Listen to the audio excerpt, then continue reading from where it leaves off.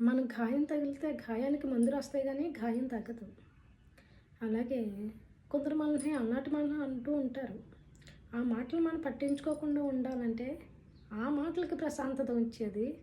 ఆ మాటలు పట్టించుకోకుండా వదిలేసేది. మన యొక్క గంధాలు ఏదైతే ఉన్నాయో ఆ గంధాలు.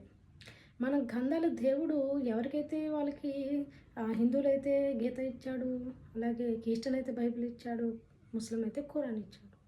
అంటే గ్రంథాలు చదువుకున్న దాంట్లో ప్రశాంతత ఉంటుంది. అదే ఇంకా చదువుకొని ఆచరిస్తే ఇంకా ఆనంద సంతోషం ఉంటుంది.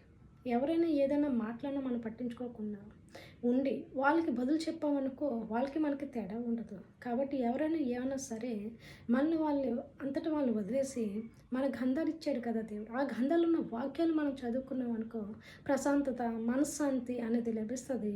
అలాగే ఆ పరలోక సాఫల్యం కూడా మనకి దేవుడు ఇస్తాడు. జీవిత లక్ష్యం కూడా అదే.